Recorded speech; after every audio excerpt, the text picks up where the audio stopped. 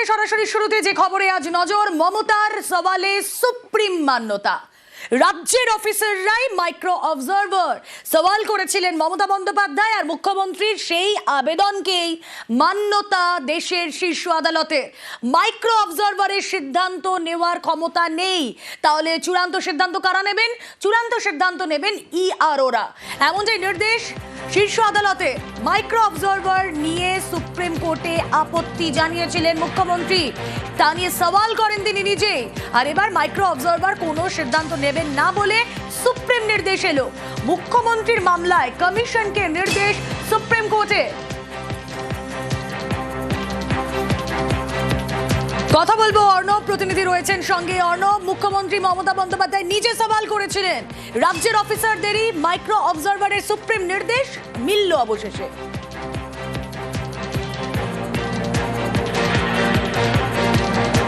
দেখো, একেবারে তাই। এবং রাজ্যের তরফে মুখ্যমন্ত্রী মমতা বন্দ্যোপাধ্যায় এর আগেই শুনানিতে সুপ্রিম কোর্টের প্রধান বিচারপতি বেঞ্চে জানিয়েছিলেন যে মাইক্রো অবজারভাররা রাজ্যে কাজ করছে, কার্যত আইন ভেঙে কাজ করছে। শুধু তাই নয়, যে ক্ষমতা ইআরওর রয়েছে অর্থাৎ ইলেকটোরাল রেজিস্ট্রেশন অফিসারের রয়েছে, সেই একই ক্ষমতার কাজ মাইক্রো অবজারভাররা করছে, যেটা একেবারে আইন বিরুদ্ধ। এবং এই অবস্থায় কেন্দ্রীয় সরকারি কর্মচারীরা যাদের দক্ষতা এবং প্রশিক্ষণ নিয়ে সংশয় রয়েছে তৃণমূল কংগ্রেসের, সেই অফিসারদের এক্ষেত্রে মাইক্রো অবজারভার নিয়ে এসে কার্যত ইআরও বা এইআরও তাদের একটা সমতুল্য একটা ডেজিগনেশনের পদ দিয়ে কার্যত একটা প্যারালাল একটা বিষয় দেখভাল বা নজরদারি চালানো হচ্ছে কমিশনের তরফে। অর্থাৎ এই রাজ্যের যে এসআইআর প্রক্রিয়া, সেখানে এই মাইক্রো অবজারভাররা কার্যত নিয়ম ভেঙে কাজ করেছে, এটা ছিল মমতা বন্দ্যোপাধ্যায়ের অভিযোগ। সেই অভিযোগে আজ মান্যতা দিল সুপ্রিম কোর্ট। সেই অভিযোগ মেনে নিয়ে সুপ্রিম কোর্ট রাজ্যের দেওয়া আজকের যে তালিকা ৮৫০৫ জনের তালিকা, যার মধ্যে রাজ্যের অন্যতম সদ্য প্রাক্তন মুখ্য সচিব মনোজ পন্থের যে দেয়া তথ্য, প্রায় এই ৮৫০৫ জনের মধ্যে ৬৫% হচ্ছে গ্রুপ বি অফিসার, অর্থাৎ যাদের ডেজিগনেশন বা যাদের প্রশিক্ষণ এই মাইক্রো অবজারভার যারা কাজ করছেন তাদের থেকে অনেক বেশি। এই রাজ্যের দেওয়া তালিকা থেকেই এখন যার যেরকম ডেজিগনেশন রয়েছে সেই অনুযায়ী কমিশন তাদের স্থলাভিষিক্ত করবে। তো মাইক্রো অবজারভারে সেখান থেকে সরিয়ে নতুন রাজ্যের অফিসারদের থেকে সেখানে নতুন মাইক্রো অবজারভার নিয়োগ হবে। একই সঙ্গে যদি এইআরও বা ইআরও তাদের কাজ নিয়েও অখুশি থাকে, তাদের বিষয় নিয়েও কমিশনের কোনো আপত্তি থাকে, রাজ্যে যে নতুন তালিকা দিয়েছে সেখান থেকেও তাদের ডেপুটেশনে নেওয়া যাবে, এমনটা সুপ্রিম কোর্ট জানিয়েছে। একটা বিষয় একটু জানতে চাইবো, দেখো এতদিন ধরে চলা একটা প্রসেস, এখন রাজ্যের অফিসাররাই মাইক্রো অবজারভার হিসেবে নিয়োগ হচ্ছেন। এই যে নতুন করে আবার তারা এই কাজটা করবেন, একটা দায়িত্ব পেলেন, দায়িত্ব নিচ্ছেন, এখানে কোনো অসুবিধের সম্মুখীন তাদের হতে হবে না?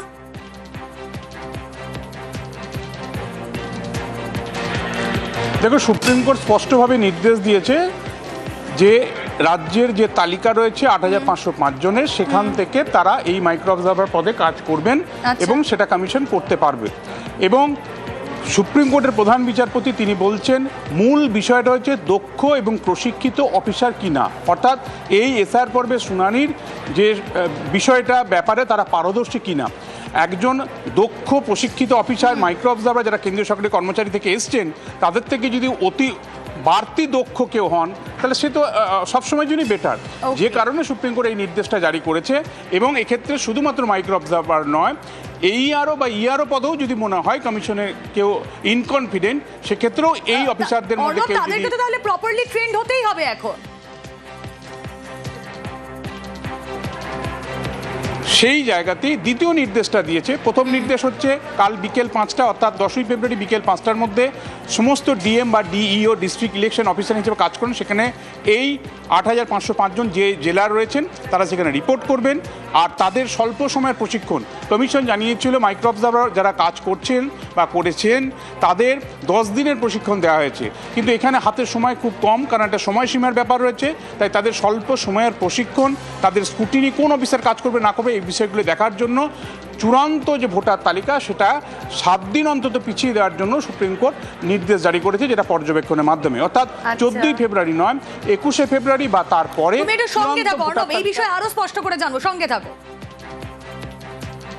এই যে ৮৫০০ অফিসারের নাম যে নাম আমরা দিয়েছিলাম, মানে রাজ্য সরকার দিয়েছিল মাইক্রো অবজারভার হিসেবে ব্যবহার করার জন্য, কাল বিকেল 5টার মধ্যে ইআরওর কাছে রিপোর্ট করতে হবে। ERO is the final authority to take decision. এবং এই যে মাইক্রো অবজারভাররা অ্যাপয়েন্টমেন্ট হবে, তারা সমস্ত ডকুমেন্টসগুলো দেখবে এবং আগে যে হিয়ারিং হয়েছে সেই হিয়ারিংয়েও সব ডকুমেন্টসগুলো দেখবে। এবং কোর্ট বলছে যে না, এদেরকেই নিতে হবে, কারণ এরা লোকাল ল্যাঙ্গুয়েজ জানে। তুমি যে বাইরের থেকে যাকে নিয়ে আসছো ইউপি বিহার থেকে, সে তার লোকাল ল্যাঙ্গুয়েজ জানবে না। অতএব লোকাল নামটা কি হবে সেটা তো তারা বলতে পারবে। এটাই তো মেন কন্টেনশন। এবং ডকুমেন্টস দেখে তাদের যে ওপিনিয়ন, তারা তাদের ওপিনিয়ন পেশ করবে, not decision. They will not take any decision. Decision only will be taken by the ERO, not by any other person. আমার আবেদন হচ্ছে আমার বাংলার মানুষ, মানে পশ্চিম বাংলার মানুষ, যাতে এসআইআর এর প্রকৃত ভোট যাদের আছে তারা যেন একটাও না বাদ যায়। আমার 2002 সালে নাম ছিল। হ্যাঁ, এর নাম ছিল, তারপর তো নোটিশ দিয়েছে। কেন? ওই তো আমার বাবা মায়ের বয়সের থেকে আমি 15 বছরের কম বলে আমাকে পাঠিয়েছে। আমার আদৌতে আমার বাবার সাথে আমার 27 আর মায়ের সাথে আমার 22 বছরের ডিফারেন্স রয়েছে।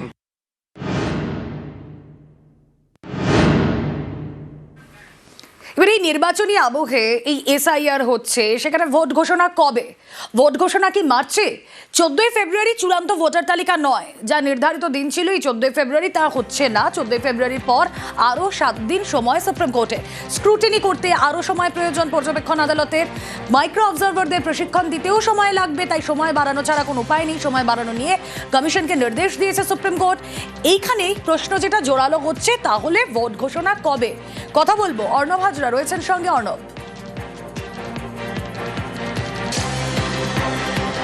দেখো এটা খুব সহজভাবে বলতে গেলে দুটো ডেট আমাদের মাথায় রাখতে হবে। এক, আজকে সুপ্রিম কোর্টের আদেশের পর 21শে ফেব্রুয়ারি, তার আগে চূড়ান্ত ভোটার তালিকা প্রকাশিত হচ্ছে না। অর্থাৎ 21শে ফেব্রুয়ারি বা তারপরে চূড়ান্ত ভোটার তালিকা আমাদের রাজ্যে প্রকাশিত হবে। এটা যেমন একটা ডেট। আর একটা ডেট আমরা ধরতে হবে 2021 সালের মে মাসের 8 তারিখ প্রথম বিধানসভায় বিধায়করা শপথ নেন। অর্থাৎ রাজ্যের আইন প্রণয়ন কক্ষ সেটা 8 মে থেকে ফাংশন করছে। কাজেই রাজ্যের আইন প্রণয়ন কক্ষ বা বিধানসভা সেটাকেও ফাঁকা রাখা যায় না। এটাও একটা স্ট্যাটুটরি অব্লিগেশন আমাদের রয়েছে, সাংবিধানিক একটা জায়গা।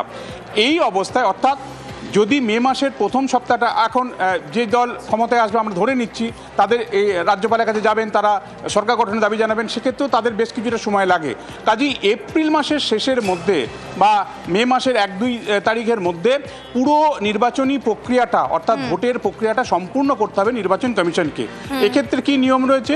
ন্যূনতম 28 দিন, সর্বোচ্চ 45 দিনের মধ্যে ভোট প্রক্রিয়া সম্পন্ন করতে হয়। অর্থাৎ ভোট ঘোষণা, মডেল কোড অফ কন্ডাক্ট চালু হলো, আদর্শ আচরণবিধি চালু হওয়ার পর থেকে ভোট সম্পূর্ণ করা, অর্থাৎ একজন বিধায়ক তিনি সার্টিফিকেট নিচ্ছেন জয়ী হওয়ার পর। এই যে প্রক্রিয়াটা সম্পূর্ণ করা, সেটা 28 থেকে 45 দিনের মধ্যে হয়।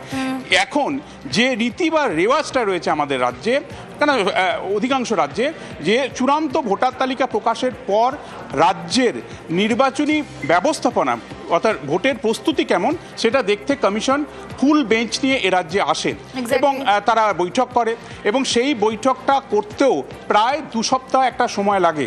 কাজেই মার্চ মাসের 3য় সপ্তাহ বা তারপরে ভোট ঘোষণার একটা সম্ভাবনা তৈরি হয়েছে, যদি 21শে ফেব্রুয়ারি বা তার 2-1 দিনের মধ্যেই, তারপরে 2-1 দিনের মধ্যে চূড়ান্ত ভোটার তালিকা প্রকাশিত হয়। কিন্তু চূড়ান্ত ভোটার তালিকা যদি 21শে ফেব্রুয়ারির জায়গায় আরও অনেকটা পিছিয়ে যায়, তাহলে কিন্তু ভোট যখনই হোক না, অর্থাৎ এপ্রিলেই ভোটটা হবে।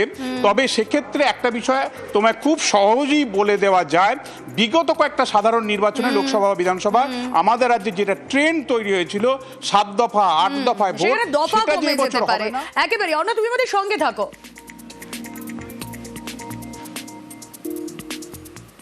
এই যে হিয়ারিংটা এখন আরও 7 দিন বাড়িয়ে দেওয়া হলো। যারা অবজেকশন দিয়েছে সেই অবজেকশনগুলোকেও গ্রহণ করতে হবে এবং আইন অনুযায়ী সেটাকে ডিসাইড করতে হবে।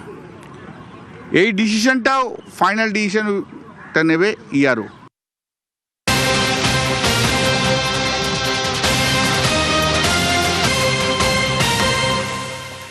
এবার ডিজিকে শোকজ হলফনামার নির্দেশ, আইন শৃঙ্খলা মামলায় নির্দেশ সুপ্রিম কোর্টে, ব্যক্তিগত হলফনামা দেওয়ার নির্দেশ সুপ্রিম কোর্টে। আইন শৃঙ্খলা রক্ষায় যথাযথ পদক্ষেপ না করার অভিযোগ। কি পর্যবেক্ষণ সুপ্রিম কোর্টের জানবো, প্রতিনিধি মৈত্রেয়ী রয়েছেন সঙ্গে। মৈত্রেয়ী,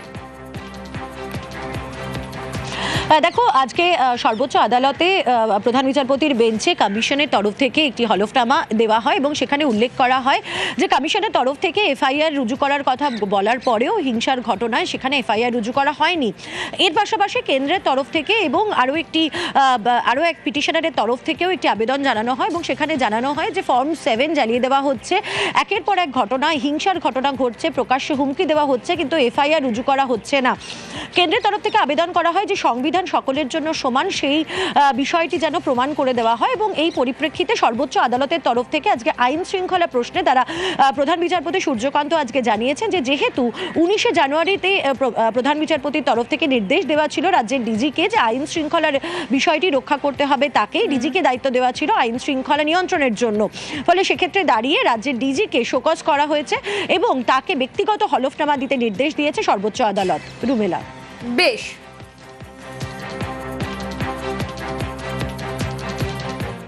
একটা কমপ্লেন করেছে যে ইলেকশন কমিশন যে রাজ্য সরকার একটা কেসে এফআইআর করতে নির্দেশ দিয়েছিল, কেন হয়নি সেটা ডিজিপিকে তার অ্যাফিডেভিট এক্সপ্লেন করতে বলেছে।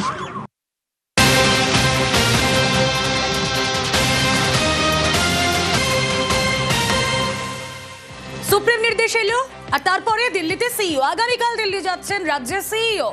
জাতীয় নির্বাচন কমিশনের বৈঠকে যোগ দিতে দিল্লিতে, সুপ্রিম কোর্টের আজকে শুনানির পর কাল দিল্লিতে সিইও। এই বৈঠকে কোন কোন বিষয়গুলো খুবই তাৎপর্যপূর্ণ হয়ে থাকবে, কি নিয়ে আলোচনা হতে পারে জানবো। প্রতিনিধি সোমরাজ বন্দ্যোপাধ্যায় রয়েছেন সঙ্গে। সোমরাজ, দেখো, জাতীয় নির্বাচন কমিশনের জরুরি তলবে দিল্লি যাচ্ছেন রাজ্যের মুখ্য নির্বাচনী আধিকারিক মনোজ কুমার আগরওয়াল। আজ রাতে বা কাল সকালের বিমানে দিল্লি পৌঁছাবেন। কাল সকাল 11টা থেকে বিকেল 4টে পর্যন্ত দফায় দফায় বৈঠক করবে জাতীয় নির্বাচন কমিশন। সূত্র মারফত খবর, মুখ্য নির্বাচন কমিশনার জ্ঞানেশ কুমার বৈঠক করবেন রাজ্যের মুখ্য নির্বাচনী আধিকারিক মনোজ কুমার আগরওয়ালের সঙ্গে। বিশেষত এসআইআর নিয়ে আজকে সুপ্রিম কোর্টের যে পর্যবেক্ষণ এবং পাশাপাশি রাজ্যের বিধানসভা ভোটের প্রস্তুতি, দুই বিষয় নিয়েই জাতীয় নির্বাচন কমিশন বৈঠক করবে রাজ্যের মুখ্য নির্বাচনী আধিকারিক মনোজ কুমার আগরওয়ালের সঙ্গে। কাল সকাল 11টা থেকে দফায় দফায় দিল্লিতে জাতীয় নির্বাচন কমিশনার দপ্তরে এই বৈঠক হবে, তেমনটাই কমিশন সূত্রে খবর। ওকে।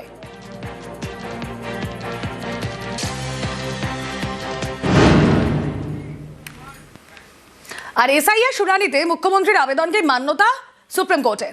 তুঙ্গে রাজনৈতিক তরজা, মানুষের অধিকার রক্ষায় মুখ্যমন্ত্রী অভিযোগ তুলেছিলেন, সেই যুক্তিকেই মান্যতা দিয়েছে আদালত। বিজেপিকে তোপ কুণাল ঘোষের।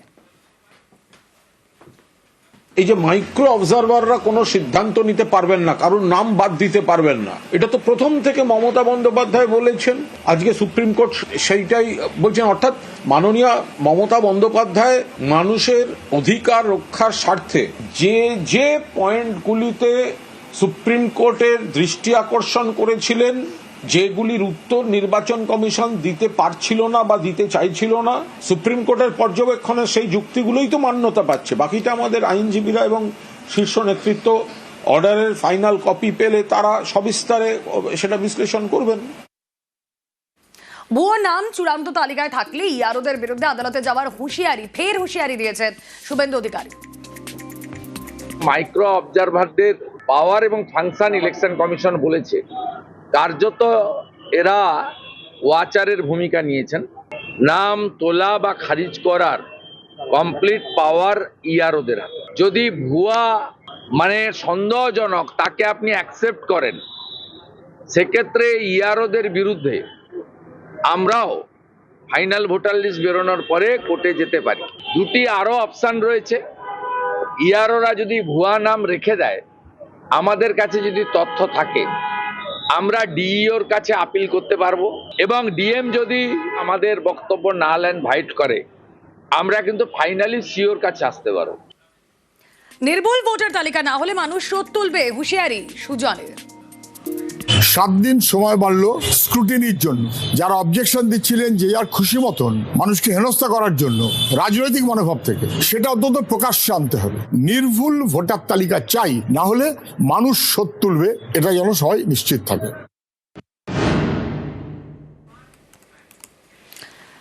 এসআইআর চাপে বিএলওর আত্মহত্যার চেষ্টার অভিযোগ, স্কুলের অফিসেই আত্মহত্যার চেষ্টা বিএলওর। আত্মহত্যার চেষ্টা বাগদার 30 নম্বর পার্টের বিএলওর। আশঙ্কাজনক অবস্থায় ভর্তি বনগাঁ মহকুমা হাসপাতালে। কথা বলবো, অনিরুদ্ধ প্রতিনিধি রয়েছেন সঙ্গে। অনিরুদ্ধ, দেখো রোমেলা, আজ সকালে যখন স্কুল শুরু হয় সেই সময় এই স্কুল শিক্ষক অর্থাৎ বাগদার 30 নম্বর পার্টের বিএলও, যিনি পাথুরিয়া প্রাথমিক বিদ্যালয়ের শিক্ষক, তিনি একাই প্রথমে স্কুলে আসেন এবং পরবর্তীতে এক অভিভাবক ক্লাস 4 পাস সার্টিফিকেট নেওয়ার জন্য স্কুল অফিস ঘর যখন দরজা বন্ধ দেখে উনি দরজা ঠেলা দিতেই দেখেন যে রীতিমতন ফ্যানের সঙ্গে গলায় দড়ি দিয়ে ঝুলছেন এই শিক্ষক। পরবর্তীতে তিনি স্থানীয়দের ডেকে নিয়ে এসে সেখান থেকে উদ্ধার করে প্রাথমিকভাবে বনগাঁ মহকুমা হাসপাতালে ভর্তি করা হয়। আশঙ্কাজনক অবস্থায় এই শিক্ষক এখনো চিকিৎসাধীন। পরিবারের পক্ষ থেকে তার স্ত্রী অভিযোগ করেছেন যে বিএলও থাকাকালীন মানসিক চাপের কারণেই তিনি এই ঘটনা ঘটিয়েছেন। অন্যদিকে স্থানীয় তৃণমূল কংগ্রেস নেতৃত্ব ঠিক একই অভিযোগ করছেন, কারণ এই শিক্ষক যে পার্টের বিএলও ছিলেন সেই পার্টের অনেককেই বলেছেন যে অত্যাধিক পরিমাণে মানসিক প্রেশার রয়েছে তার, যখন তখন কোনো বিপদ ঘটতে পারে। ঠিক তেমনই এরকম ঘটিয়েছেন, এমনই দাবি করছেন তৃণমূল কংগ্রেসের পক্ষ থেকে যে নির্বাচন কমিশনের কারণে এই বিএলও চাপের কারণে এরকম আত্মহত্যার চেষ্টা করেছেন, যা নিয়ে পরিবারও কিন্তু সরব হয়েছে। রুমেলা, ওকে,